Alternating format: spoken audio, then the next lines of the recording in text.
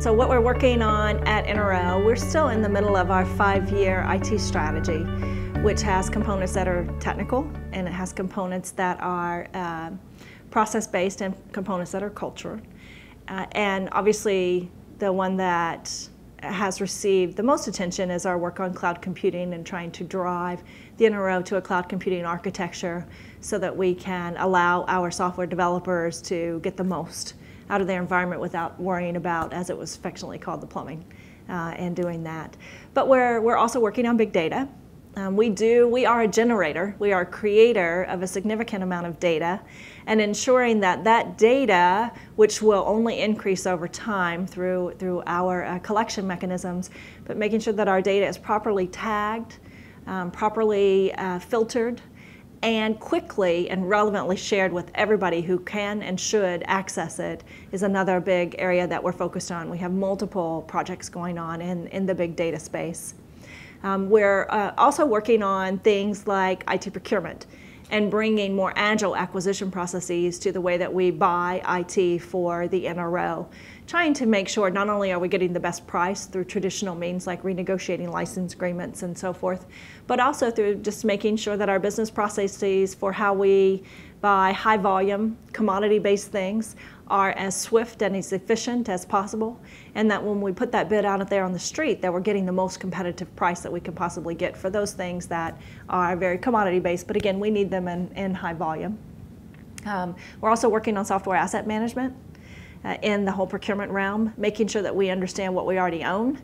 And generally what happens is that if you have particular software licenses loaded on your machine and attached to your user ID, when you no longer need them, they sort of still stay there attached to your user ID. We're trying to be smarter about that and to repurpose those licenses, grab them back and reuse them for the next person. But do it all legally, because we do have a responsibility to the companies from whom we buy software as an example. But do it legally, but do it very quickly so that we can move them around and get biggest bang for the buck for the NRO. We're also, as a member of the intelligence community, we're all engaged with the IC CIO on something called the ICIT environment, or ICIT. It is a project championed by the Director of National Intelligence. And in essence, at its root, it is about reducing the cost of IT so that we preserve more money for mission. It is an efficiency activity. It is about affordability. Again, so that we can produce money for the mission and protect the mission as much as possible. But the approach that we're taking is one that I will call shared services. Looking across the 17 members of the intelligence community, the 17 different agencies, we all do some of the same things. And making sure that, that if I don't have to do it my way at NRO and spend my money, but if I could get it from somebody else who is doing it for 5 or 6 of us, that fundamentally will be a service that's just as good as I could offer, but at a price point that should be less from an overall perspective of the intelligence community and allow us to achieve those savings. So it's, we often say that it's do in common what's commonly done.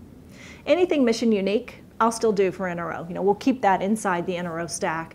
There's nobody else up there who is operating satellites, and so that may have some unique IT characteristics that we'll have to do for ourselves. But other things like our desktop, our networks, and even our cloud computing infrastructures, we'll try to do those in common so that we can reduce the overall cost to the intelligence community. So that's a representative sampling of the kinds of things that we're working on at the NRO.